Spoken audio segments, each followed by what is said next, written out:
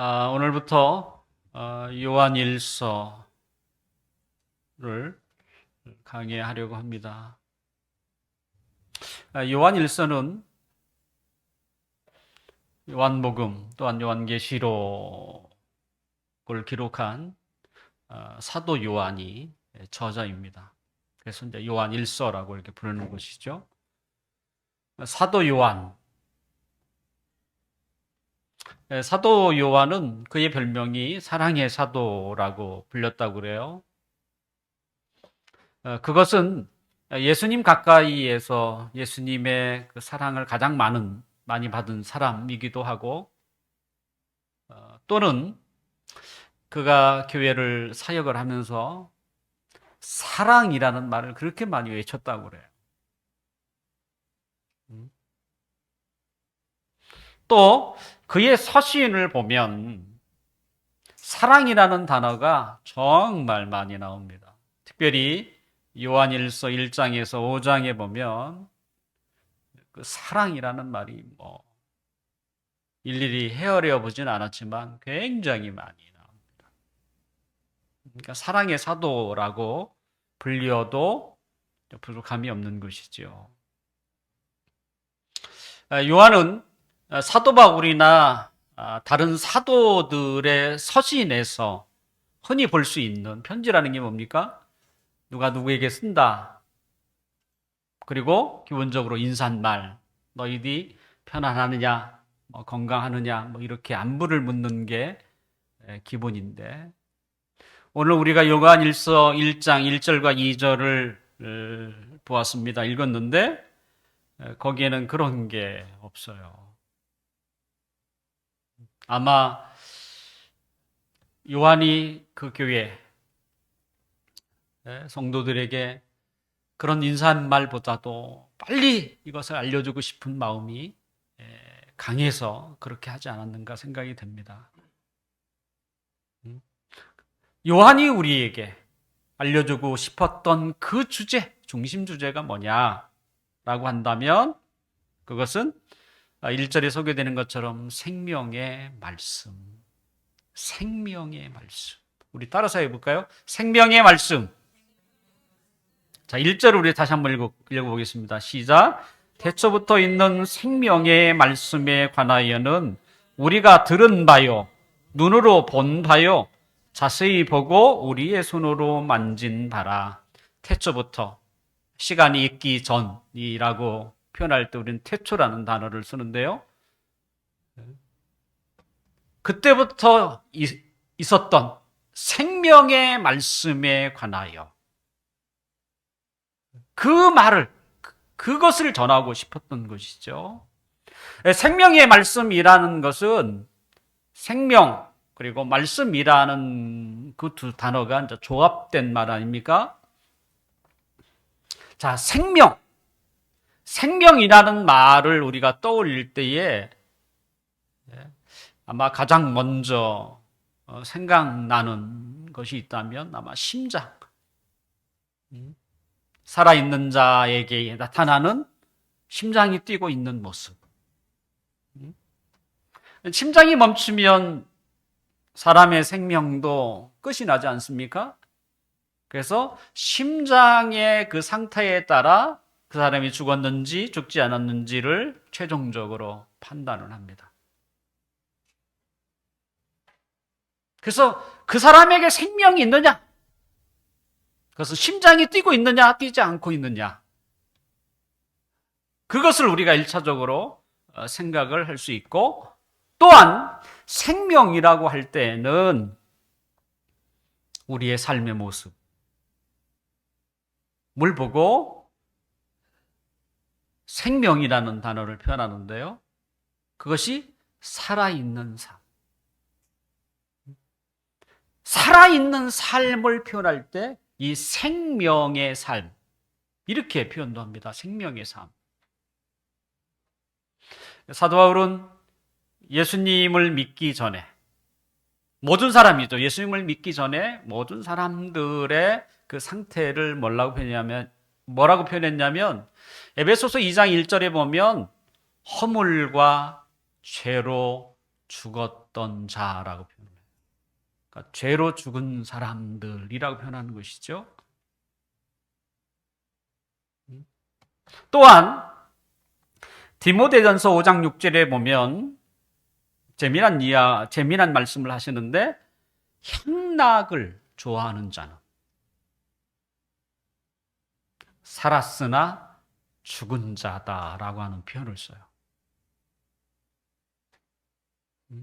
그러니까 심장은 뛰고 있지만, 그래서 산 사람이지만 그 삶이 죄로 말미암아 죄에 갇혀서 어둠 가운데 살고, 그래서 막 사는 거죠. 또는 그 향락, 그 쾌락, 오직 그것만 쫓아서 살아가는 사람.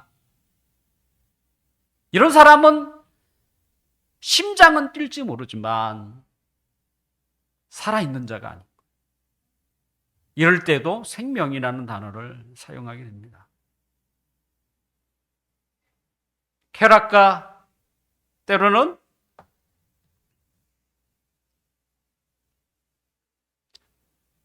자기 삶을 엉망으로 만들어버리는, 그래서 흥청망청 살아가는 사람, 그를 우리는 살아있는 사람이다, 이렇게 표현하기는 어렵다는 것이죠. 사도 요한이 이 생명의 말씀이라고 하는 이 생명을 말할 때에는 그저 심장이 뛰고 있는 사람을 말하는 게 아니에요, 사실은. 두 번째, 살지만, 숨은 붙어 있지만 사는 것 같지 않아. 삶이 엉망이야. 거기에 질서도 없고, 하나님께서 바라시는 그 선도 없고, 그리고 그 스스로도 이렇게 살아가는 걸 싫어, 원치 않아. 그럼에도 불구하고 그 속에서 헤어나지 못하는 삶,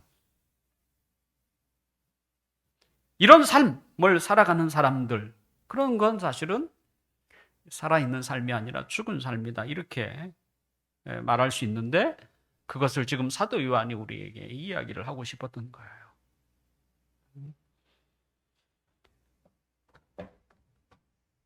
죽어있는, 죽은 자의 같은 삶. 왜 사람들이 이렇게 삶을 살아가느냐? 그 근본적인 이유는 어디에 있습니까? 죄와 관련이 있습니다. 자, 우리가 막 사는 사람, 그리고 끊임없이 그것이 작은 죄가 됐든 큰 죄를 지었든 그런 사람을 우리는 깡패라고 부르지 않습니까? 수없이 교도소를 들락달락 하는 사람. 근데 과연 그들의 삶은 어떨까? 우리는 굳이 보지 않아도 알아요. 그들의 삶은 엉망이라는 걸 알아. 결국 죄가 그렇게 만들어 가는 거예요. 그렇게 죄를 밥 먹듯이 짓는 사람, 수없이 교도소를 오고 가는 사람이 제대로 삶을 살겠어요? 그건 불가능한 것입니다. 근데 그들뿐인가? 아니에요. 이 세상에 죄 아래 살아가는 사람들은 다 어떻게 해요? 삶의 방향을 잃어버려요. 어떻게 살아야 하는 삶의 목적을 잃어버린 채 살아가고 있는 것이지요. 그렇게 살아가는 삶은 뭐예요? 이 생명의 삶과는 거리가 먼, 죄가 그들의 눈을 가리는 거예요. 그리고 그들의 귀를 막고, 하물며 죄가 그들의 마음을 깨닫지 못하게 하는 거예요. 보고도 깨닫지 못하는 거예요. 그래서 아무리 설득하고 아무리 보여줘도 상관이 없어요, 사람들. 분명 그들도 자신의 삶을 그렇게 살고 있는 자신도 싫어. 하지만 죄의 무게가 그들을 짓누르고 있기 때문에 그들은 거기서 헤어날 길이 없어요, 사실은.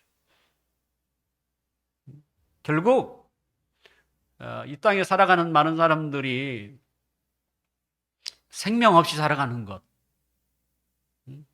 살아갈 능력도 없고 또한 삶의 분명한 바른 방향을 가지고도 살지 못하는 이런 죄 가운데 살아가는 삶, 그리고 생명이 없는 삶.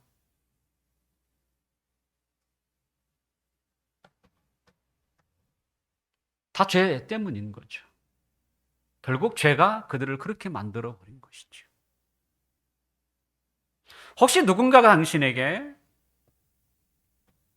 당신이 교회를 다니고 또 예수를 믿는 그리스도인이라면 자신이 그리스도인이라고 하는 것을 무엇으로 증거할 수 있겠습니까? 때로는 말할 수 있겠습니까? 라고 묻는다면 여러분은 뭐라고 대답을 할 거예요?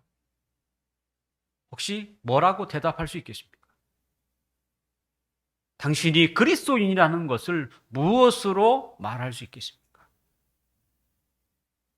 아마 어떤 사람은 종교적인 체험, 저는 방언을 할 줄 압니다. 이걸 말하는 사람도 있을 거예요. 때로는 종교적으로 교회 다니면서 느꼈던 그 감동. 제가 몇 년 전에 그 교회 가서 얼마나 큰 감동을 받았는지. 그 감동. 지금도 생생합니다. 그 감동. 또 어떤 사람은 종교적인 행위. 저는 기도하는 사람입니다. 하나님 앞에 기도합니다. 때로는 교회를 다닙니다. 저는. 또는 성경을 읽기도 합니다. 종교적인 행위. 또 어떤 게 있을까요? 어떤 사람은 구원의 확신. 내가 하나님의 자녀인 것을, 내가 예수님을 믿는다는 그 확신이 나에게 있습니다. 아마 그것을 강조하는 사람도 있을 거예요. 여러분은 과연 무엇입니까? 과연 그와 같은 것들이 여러분이 그리스도인이라고 하는 분명한 확신, 증거, 표시가 될 수 있을까요? 분명 그와 같은 것도 있어야 되겠죠. 필요할 수 있습니다. 하지만 무엇보다 중요한 것은 우리의 삶에 생명이 있느냐. 생명이 있느냐. 나를 살게 하는 그 생명, 나로 하여금 참된 길을 가게 하는 그 뭔가 생명, 그게 내 안에 있느냐예요, 사실은. 우리는 그걸 능력이라고도 표현합니다. 능력. 생명의 능력이죠. 성경은 이 생명을 뭐라고도 영생으로도 표현을 합니다. 같은 말이에요, 사실은. 생명과 영생은 같은 의미입니다. 그저 영원히 산다 이런 의미가 아니에요. 내가 예수 믿고 영생을 얻었다는 말은 내 안에 생명이 들어와서 그 생명이 나로 하여금 바른 삶을 끊임없이 추구하고 가게 하고, 때로는 넘어질 수 있고 때로는 흔들릴 수 있지만 그 생명이 나를 붙드는 거예요. 예.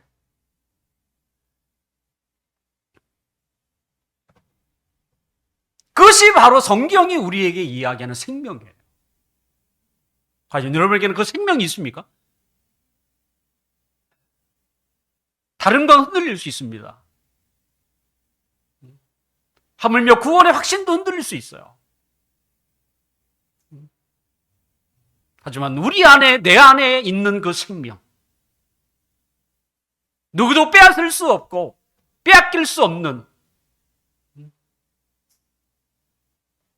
그 생명. 오늘 사도 요한은 이 생명이라는 말을 뭐에 덧붙입니까? 말씀이라고 붙입니다. 생명의 말씀이라고. 말씀인데 그냥 말이 아니고 생명을 불어넣는 말씀인 거죠, 사실은. 생명을 불어넣는 말이다. 자, 우리가 말을 하면 말만 하는데도 불구하고 그것이 이 생명으로 막 살아서 무엇인가 존재하게 한다면 얼마나 좋겠습니까? 말만 하면 돼. 돈 나와라? 뚝딱 하면 돈이. 이게 생명의 말씀 아닙니까?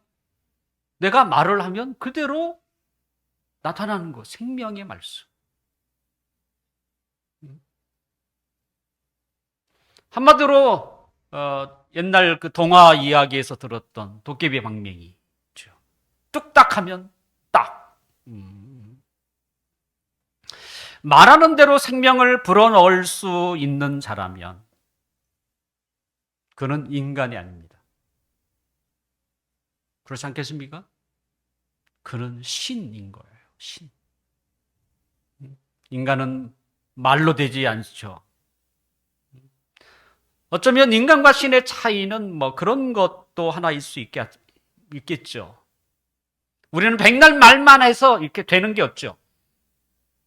하지만 신, 하나님은 그냥 말만으로도 그게 바로 시행이 돼요. 하나님은 제스처가 필요 없어요, 사실은. 그냥 말만으로도. 이 세상에 도깨비 방맹이가 어디 있겠습니까? 하지만 도깨비 방맹이처럼 하실 수 있는 분은 오직 하나님밖에 없는 거죠. 하나님이 아무것도 없는 곳에서 빛이 있으라 하니까 어떻게 해요? 빛이 존재하게 되었어요. 그냥 말만 하세요. 성경의 시작은 우주 만물이 어떻게부터 시작이 되었는가를 우리에게 소개하고 있습니다. 창세기 1장 1절과 3절에 보면 이렇게 돼. 태초에 하나님이 천지를 창조하시니라. 하나님이 이르시되 말씀하시되 빛이 있으라 하시니 빛이 있었다. 이렇게 돼 있어요. 하나님은 말씀을 하세요. 근데 그 말이 허공에 따라서 사라지는 말이 아니에요. 하나님이 무슨 말씀을 하시든지 그것은 현실이 되고 존재가 됩니다. 이 천지 창조를 하나님이 뭘로 만드세요? 말씀으로 만드세요.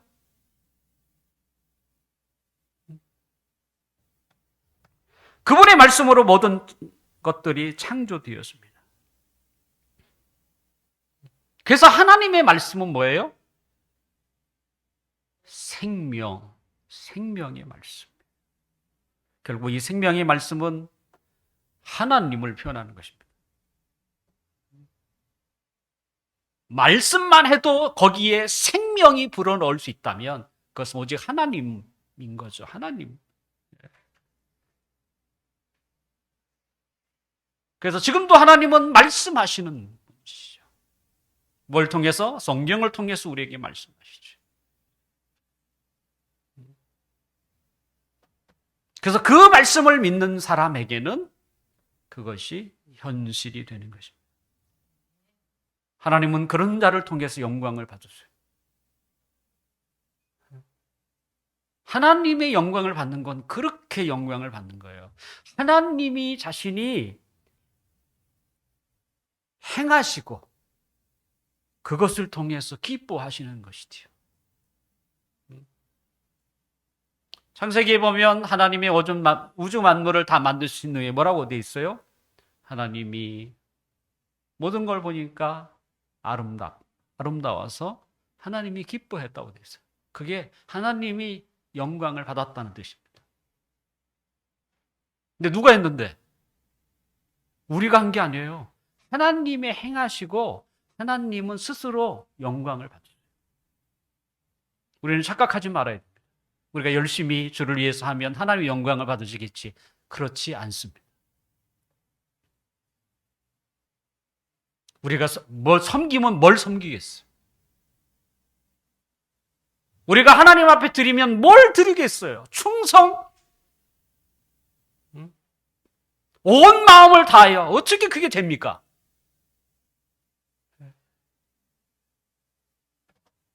우리가 하나님 앞에 드린다고 해도 그것은요, 아주 쬐끔이잖아요, 사실은. 정확히 따지면.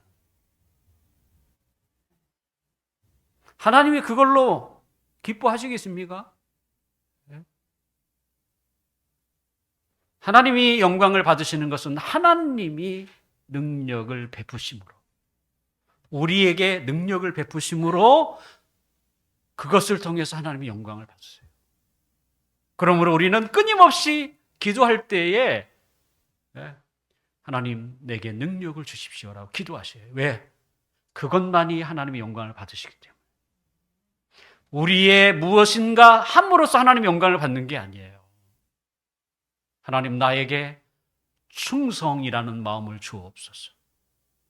그래서 하나님이 우리에게 충성의 마음을 주시면 하나님이 영광을 받으세요. 우리는 그렇죠. 저 사람은 저렇게 충성스러운 사람 아니었었는데 근데 어떻게 저렇게 되었을까? 뭐예요? 하나님이 그에게 충성하는 마음을 주신 거예요. 하나님이 주셨어요. 그러니까 하나님이 영광을 받으시는 거야. 죽도록 충성하라, 이게 가능한 이야기입니까? 그건 하나님이 주셔야만 가능한 거예요, 사실은. 죽음의 자리까지 충성할 수 있는가? 저도 못해요. 지금 당장 순교의 자리에 누가 설 수 있겠습니까? 저도 못해. 하지만 하나님이 순교의 마음을 주시면 그건 가능해요. 그러니까 지레 겁먹는 게 아니에요. 하나님이 그 마음을 주시고 하나님이 우리의 마음, 그게 하나님의 능력이에요. 불가능한 것 같은데 하나님이 그 마음을 주시고 그 능력을 우리에게 주실 때에 불가능한 것도 가능하게 하는 거죠. 그러면 누가 기뻐하세요? 하나님이 기뻐하는 거예요. 우리는 단지 도구일 뿐이에요. 도구인데 어떤 도구예요? 간절히 사모하는 도구가 되어야 하는 거예요. 하나님, 내 삶에 하나님의 능력을 베풀어 주십시오. 나는 지금 초라하고 보잘것없지만 하나님이 능력을 주시면 달라집니다. 그래서 누가 영광을 받으시도록 하나님이 나를 통해서 영광을 받으세요. 하나님이 나를 바꿔주심으로 하나님의 영광을 받으세요. 이게 정답입니다. 우리가 뭘 하나님이 부족한 것처럼 뭘 보태는 게 아니에요. 그래서 우리 입으로 끊임없이 우리가 간구해야 될 게 뭡니까? 하나님, 오늘도 내게 능력을 주옵소서. 여러분이 갖고 싶은 능력을 구하셔야 돼요. 필요한 것들을 구하셔야죠. 그래서 하나님이 영광을 받으시도록 하는 거예요. 내가 열심히 사는 게 아니에요. 그런 개념이 아니에요. 우리의 열심이 얼마나 오래 가겠어요? 조금 하다 말지. 하지만 하나님이 우리에게 그 열심의 능력을 주시면 오래 가요. 그러니까 하나님이 영광을 받으시는 것이죠. 그래서 우리의 기도의 색깔을 여러분 방향을 바꾸셔야 돼요. 내가 열심히 주님을 위하여 섬기겠습니다. 하나님 영광 받으소서. 이런 기도가 아니에요. 하나님이 내게 능력을 주셔야 내가 뭐든지 할 수 있습니다. 충성도 할 수 있고요. 하나님이 내게 능력을 주셔야만 기쁨으로 삶을 살 수 있고, 하나님이 내게 능력을 주셔야만 내가 지금의 삶에서 다른 삶, 하나님이 기뻐하시는 삶을 살 수 있습니다. 능력을 주옵소서. 여러분 맨날 그 기도 하셔야 돼요.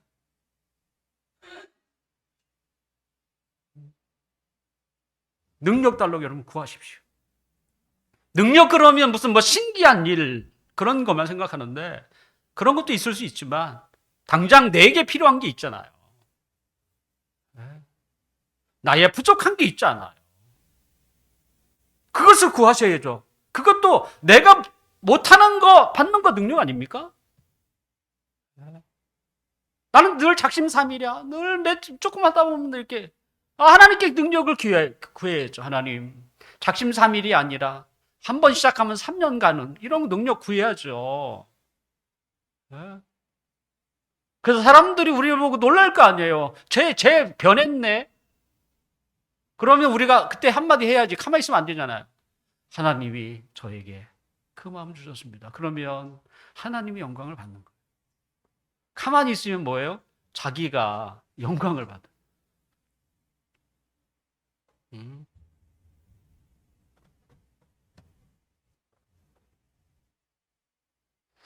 하나님은 우리에게 능력을 베풀 때 말씀하세요.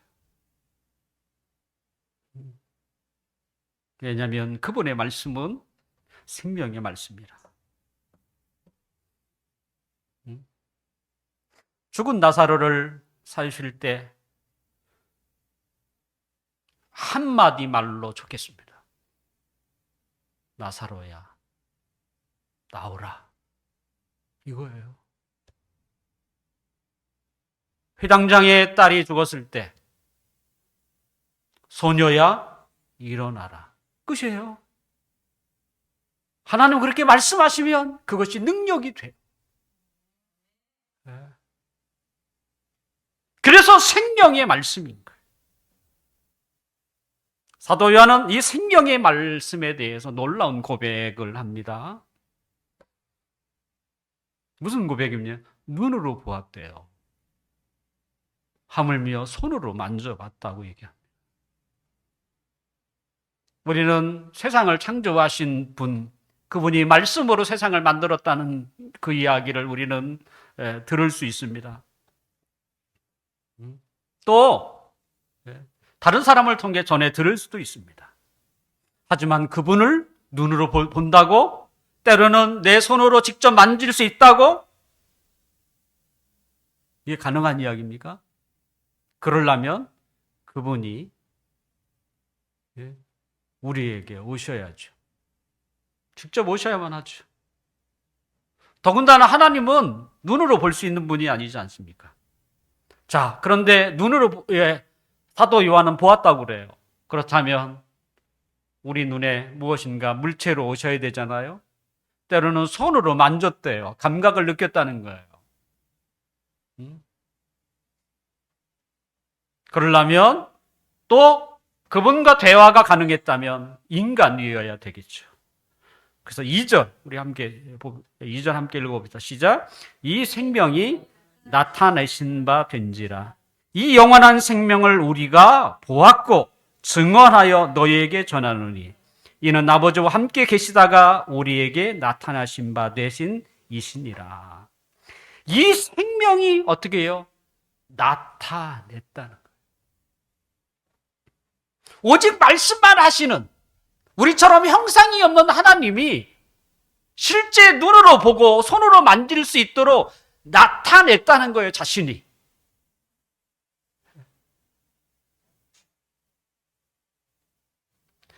사도 요한이 살던 시대에 오직 말씀으로만 계셨던 그 하나님이 세상에 오셨습니다. 그래서 사도 요한은 눈으로 봤어요. 지금까지 그는 그분을 뵙기 전에 말로만 들었어요. 하나님이 세상을 말씀으로만 창조했다. 근데 그 하나님, 그 생명의 말씀이신 그 하나님을 사도 요한은 눈으로 봤어요. 눈으로 본 것뿐만 아니었어요. 더 가까이 가서 그분의 손을 잡았어요. 감각이 느껴왔습니다. 결국 인간으로 오신 거예요. 말씀으로만 존재했던 생명의 말씀이신 그 말씀이 인간으로 오신 거예요.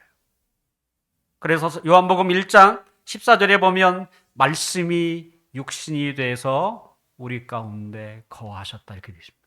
말씀이, 그 생명의 말씀이 육신이 돼서 인간이 되어 우리 가운데 나타났다라는 것이죠. 누구를 말하는 것입니까? 마리아의 몸을 밀어 이 땅에 태어나시고 나중에 십자가에 죽으시고 다시 살아나신 하나님의 아들, 하나님의 아들을 두고 하는 말이에요. 예수 그리스도시죠. 하나님의 아들은 태초에 세상을 말씀으로 창조하셨던 그분이었습니다. 빛이 있으라면 빛이 존재하고, 하늘에 별이 있으라 하면 그 말 한마디로 수천 수억 개의 별들이 만들어지는, 그 말씀으로만 존재했던 그 하나님이 인간으로 이 세상에 오시고, 그리고 십자가에 죽으시고 부활하신 것이죠. 그래서 예수님은 자신을 뭐라고 불렀습니까? 나는 길이요, 진리요. 세 번째가 뭐예요? 나는 생명이다. 이렇게 불렀어요. 내가 곧 생명이다.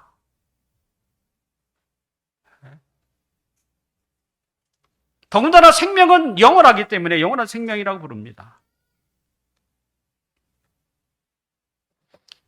우리는 세상을 창조하신 분이 하나님이시고, 그리고 그 하나님이 마리아의 몸을 통해서 이 땅에 오셨죠.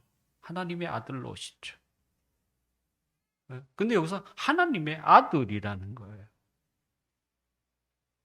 우리는 처음으로 그 소식을 듣게 됐습니다. 그 하나님, 세상을 만드셨던 그 하나님이 마리아의 몸을 빌어서 이 땅에 오신. 그런데 인간이 되신 분은 누구예요? 하나님의 아들이었다는 거예요. 우리는 그를 성자 하나님이라고 부릅니다. 오늘 본문 2절에 뭐라고 쓰냐면, 내가 아버지와 함께 있다가, 계시다가. 하나님 아버지가 따로 계시는 거예요. 실제 예수님께서도 이 세상에 계실 때에 뭐예요? 아버지가 따로 있다고 말씀하세요. 그럼 예수님 누구예요? 하나님의 아들이셨던 거예요. 자, 하나님을 한 분이라고 말하면 그걸 일신론이라고 합니다. 이게 신이 하나인 거죠. 그리고 하나님이 세 분이라고 말하면 삼신론이라고 합니다. 신이 세 분이다라는 뜻이죠. 근데 성경에는 하나님은 한 분이면서 세 분이다라고 하는 아리송한 말을 해요. 그러니까 일신론도 아니고 삼신론도 아니야. 하나님은 한 분이래. 그런데 또 세 분이래. 그래서 우리는 뭐라고 표현합니까? 삼위일체신이라고 부릅니다. 성부 하나님, 성자 하나님, 그리고 성령 하나님이라고 불러요. 근데 이 세 분이 동등하신 분. 뭐 차별이 있는 게 아니에요. 단지 그렇게 불릴 뿐이에요. 성부 하나님으로, 성자 하나님으로, 성령 하나님을 불릴 뿐이에요.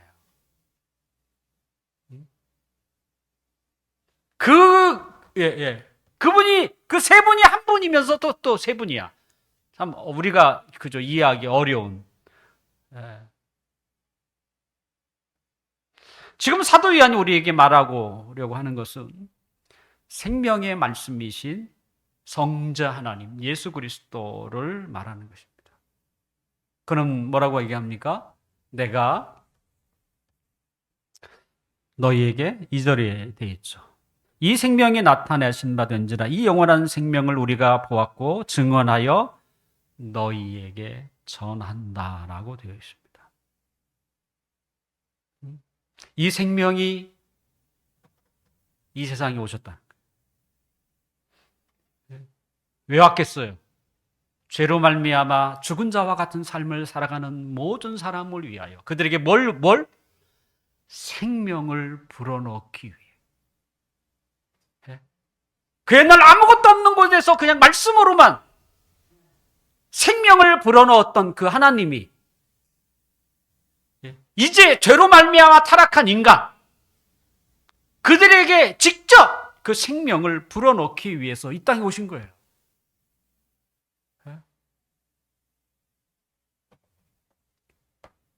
그 생명이 말로 어떤 생명입니까? 하나님의 생명, 신적인 생명이라는 거예요.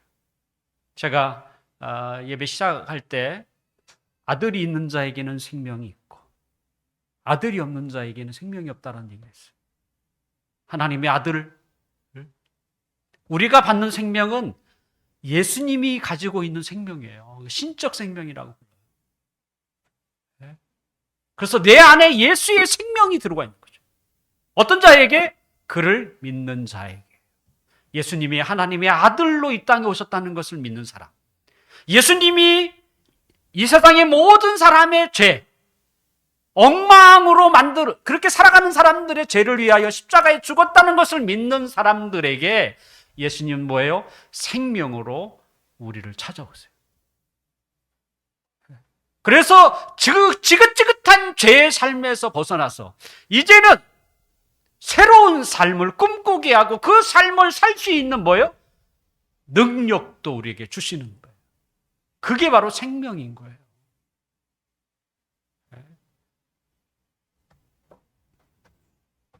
죄는 죽음으로 사람들을 몰아갔습니다. 죽은 자에게 필요한 건 뭡니까? 생명이에요.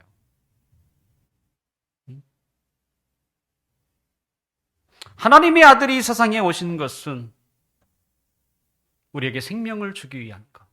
그래서 이것은 기쁜 소식인 것입니다. 이 세상에 수많은 영웅들이 만들어지기도 하고 때로는 성인군자 같은 사람이 나타나기도 했습니다. 그들은 전쟁에서 승리하기도 하고 때로는 많은 사람을 깨우치려고 했습니다. 하지만 그들이 하지 못한 일이 있어요. 뭐예요?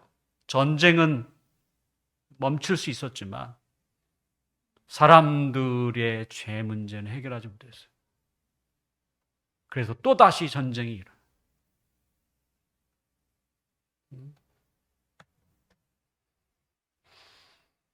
우리에게는 뭐가 필요합니까? 생명이 필요합니다. 이 생명은 겉으로 드러나는 화려하고 아름다운게 보이는 그런 삶이 아니에요. 1년 연봉이 100억이 되는 일타 강사. 그게 말이나 되는 겁니다. 그 다음에 수천 평의 넓은 저택에 사는 이 스타들. 그게 생명이에요. 생명은 죄 문제를 해결하지 않고서는 안 되고 예수님이 주지 않으면 안 돼요. 여전히 그들은요, 그 넓은, 그 화려한 삶을 살면서도 뭐하고 있어요? 갈망하고 있어요. 그들의 허전한 마음을, 그들은 무료하게 느껴요, 삶을. 혹시 여러분 우울증 어떤 사람이 걸린지 아십니까? 우울증 누구에게 걸릴까요? 학자들에 의하면, 전문가들에 의하면 어려운 일이 없대요.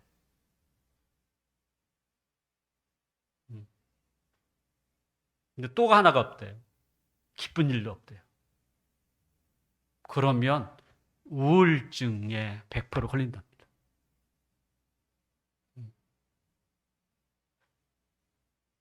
자, 그렇게 넉넉하게 살아가는 사람 어려움 있겠습니까? 없어요.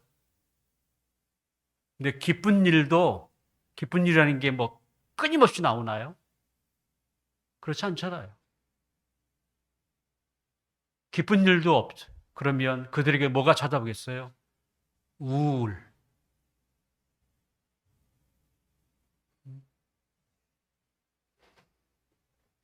어렵게 살아가는 사람은요, 우울할 시간이 없어요.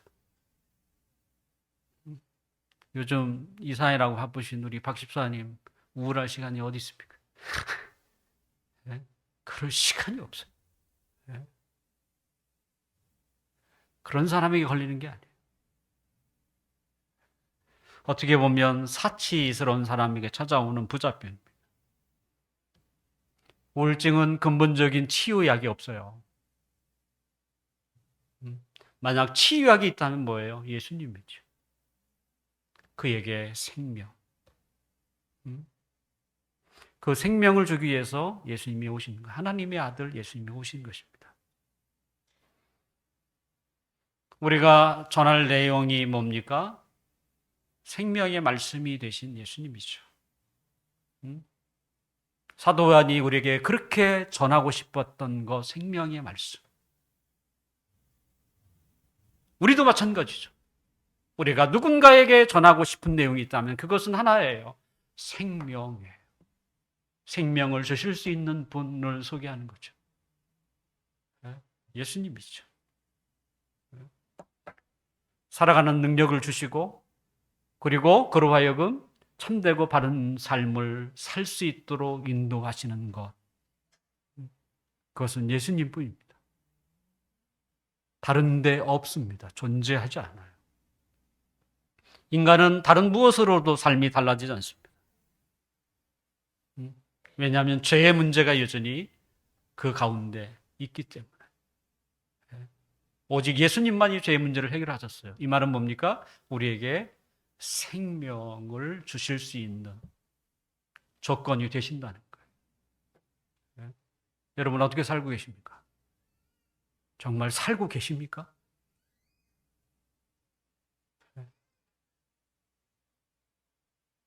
정말 살아야 합니다.